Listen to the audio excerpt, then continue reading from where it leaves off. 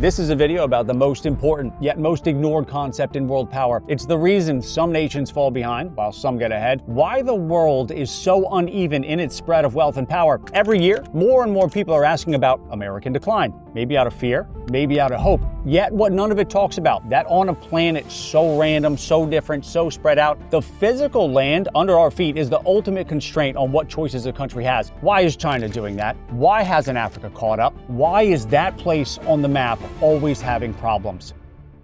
This video is brought to you by Farmland LP. Every feature of land can be positive, negative, or neutral for the country that occupies it. The big flat area stretching from Moscow to Warsaw is a negative for Russia. It's hard to defend. Germany and Napoleon walked their armies right through here. The Himalayas on China's western border shake out to be neutral, giving protection from countries on the other side, but denying China overland access to the Indian Ocean, severely limiting trade and military options. On the other side of the coin, the Mississippi River Basin has more navigable miles of river than the rest of the world put together, giving the U.S. a major surplus of food and a cheap way to transport it. Look at all these kinds of features over every country, and the ordering of the world clicks into place. So let's play a game. The first known humans evolved out of Southeast Africa, slowly spreading out across the world as they settled into the 6 cradle of civilization societies: Olmec in Mexico, Karasupe in Peru, Nile in Egypt, Mesopotamia, Indus in India, Yellow River in China. You want what every country wants: to be at peace, growing, prosperous for as long as possible. One of these original 6 did far better than the rest, with the outcome largely predetermined by the features of land around them. Knowing that, which would you choose to start as? Food is critical. A population can't grow without it. You'll of course want fresh water, something reliable and plentiful. People and your crops depend on it. A natural barrier would be welcome, something invading armies would struggle with. The Nile. For those that said the Nile, tell them what they've won, Bob. Yes, the 138 pyramids built in early Egypt weren't an accident. You need stability for that, and the Nile was the most stable society the world has ever known for 3 predictable reasons. 1, it had the best river, most reliable, and not flooding to a degree that every so often it kills 10% of your people, making it easy to grow food. 2, the flatness of the river made it easy to transport things from the upper down to the coast. And 3, the people floating down along the river and living by it barely had to think about an invading army, because the desert on either side was the world's best defense against the militaries of the time. No one wants to march across that much desert today, let alone 4,000 years ago. Egypt, the last of the 6 societies to be standing, made it 3,300 years. The invasion of Egypt, knocking off the last of them, kicked off the great global shuffle as the world's population began to boom, going from 200 million in year 0, 500 million by 1500, getting big enough that people are really starting to bump into one another, wanting that greener grass, kingdoms merging and splitting. Europe is one big revolving conflict. China's kingdoms war, Japan war, Africa war. By 1800, we're at 1 billion. 1945, 3 billion. And then suddenly, the math changed. Are we really going to invade them? What if they have nukes? Borders started being redrawn much slower than the previous 2,000 years. Earth's geography lottery, what it blessed and cursed nations with, became locked in, starting with the United States as governor of Earth's most enviable landmass.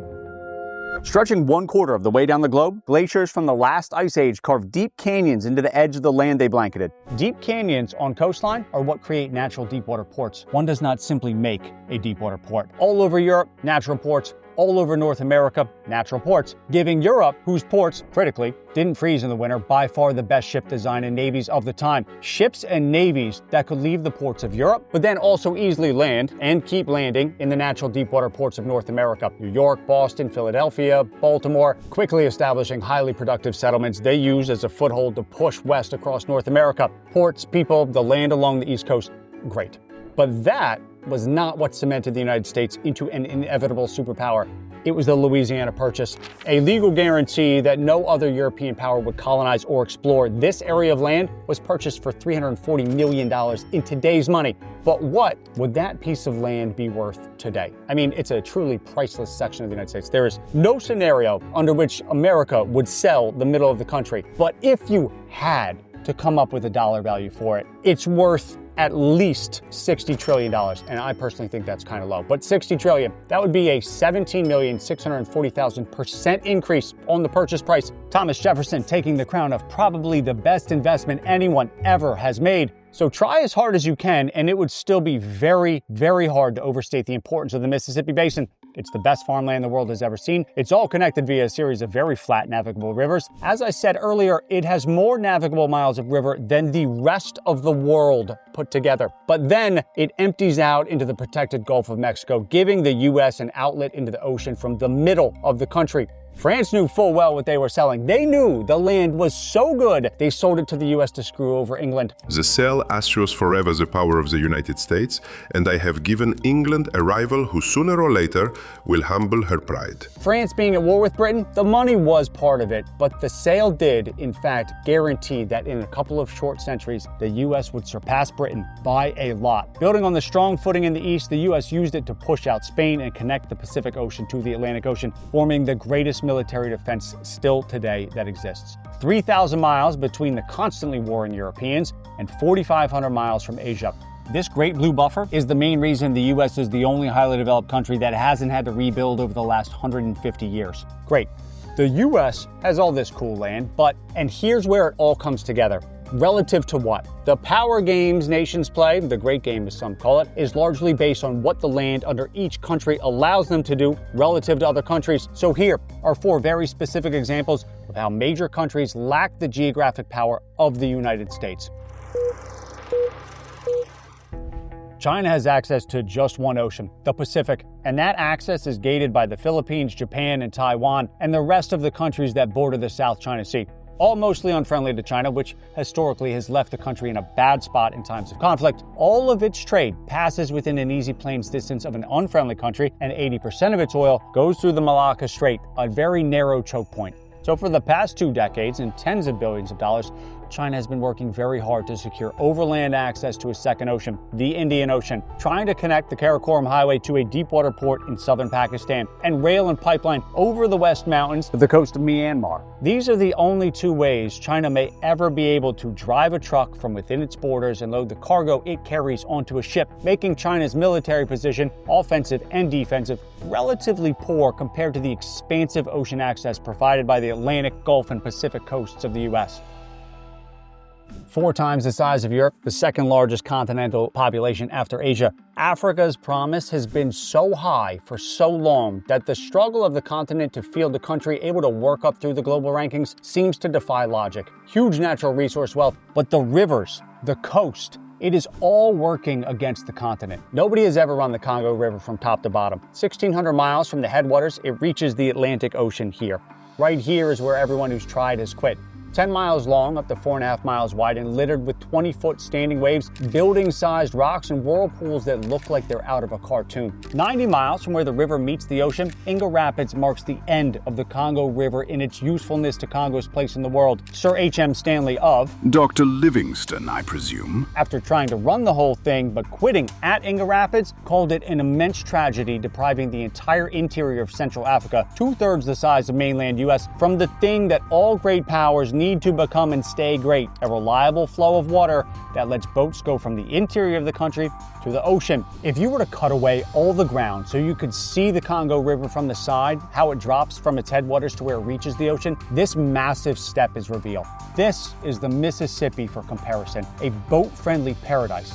But even if the Congo was as flat as the Mississippi, it would run into one of the worst stretches of land on the entire planet for natural deepwater harbors. Untouched by glaciers, the coast of Africa is remarkably smooth.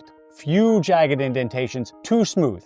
You see how the Chesapeake Bay is all jagged like this? It is perfect for trade. But these don't really exist on the coast of Africa. The continent, get this, has 20% of all the land on the planet, but because the coast is so smooth, very few indentations, it has less than 5% of the world's coastline. Europe has 7% of the land, 16% of the coastline. But to make things more difficult, the smoothness doesn't do much to slow or break up the energy of the open ocean like a jagged coast does. It slams into the continent, creating one of the most powerful ocean currents in the world very close to shore, currents that sweep up the sediment West Africa's 2 rivers bring to the ocean and spread it out into any indentation where it can fit, like the few natural harbors Africa does have, which makes the task of keeping African ports open, deep enough for large ships, free from sandbars and shoals that are constantly forming, drifting, reforming, dredging it all away is a Sisyphean task that wasn't possible to do before sophisticated machinery.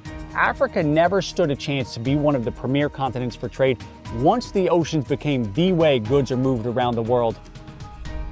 Russia sits in the middle of two crushing geographic puzzles. The first is what we're seeing in Ukraine. This area of land is so flat that it keeps Russia's generals up at night. Not once, but twice over the last 200 years, a European army has marched right up to Moscow. Napoleon captured it. But even if Russia did control that whole run of land, it still lacks the thing any true superpower must have: multiple deep, warm water ports that are attached to its mainland. To get to the Atlantic, Russia either has to use its one port in the north of the country, go through the choke point of the Baltic and through the Danish Straits, or down through Turkey, through the Mediterranean, and out into the Atlantic.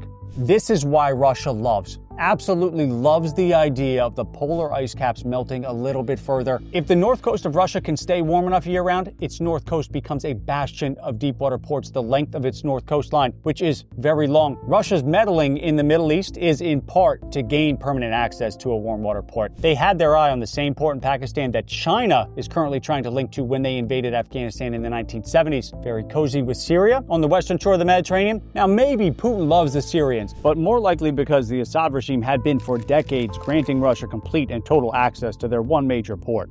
A wonderfully strategic spot right above the Suez Canal. Russia's ships are allowed to come and go as they please. And yes, England, the textbook case of how technology can change everything. One of the reasons it was a world superpower for so long was because it's an island, 360-degree access to the ocean. It had a natural gap between constantly warring Europe and easy access to the flow of world trade. But this was the day Britain's fate was sealed. And here's the giant air armada Hitler hurls at England. Planes. Flight changed the math from hours to slowly creep across the English Channel and invade by boat to 30 minutes for hundreds of bombers to be over downtown London. That made Britain susceptible, once again, to be invaded by, I'll only say it one more time, constantly warring Europe. From that point forward, the security of the US, surrounded by its two oceans, made keeping money in US dollars instead of the British pound obviously a safer bet. The reserve currency switched, causing money to flow out of Britain and into the US. There were other things leading up to Britain's fall, but the arrival of the Air Force was the decisive nail in the coffin. Napoleon was right. On a scale of 1 to 10, only one country today ranks a 10 for the three most important questions. Can you feed your people? Can you be invaded? Can you trade? Everything else builds on that. Politics, the economy, culture, it all must sprout from the land upon which it sits. That does not mean it's the only or single determining factor, not at all. But it is the point to start from. So when we ask, is America in decline? The first mention of American decline that I could find was back in 1930. Yet here we are, almost 100 years later, because the idea that the US is going to spontaneously collapse ignores the thing that's guided human civilization since the beginning of time. Until something about the land underneath a nation changes, that country's position of power in the world is unlikely to change. Organic food keeps growing, but less than 1% of U.S. farmland is certified organic. That's where Farmland LP, the sponsor of today's episode, comes in. Since 2009, they've been buying conventional farmland in California and the Pacific Northwest and transforming it with organic and regenerative farming practices, crop rotations, cover crops, restoring habitat, farming the way it should be. So after the successful launch of two prior funds, they're now raising capital for their third, giving accredited investors the chance to add farmland, a real asset that produces food, restores ecosystems, and builds long-term value to their portfolio. Check out the link in the description to learn more.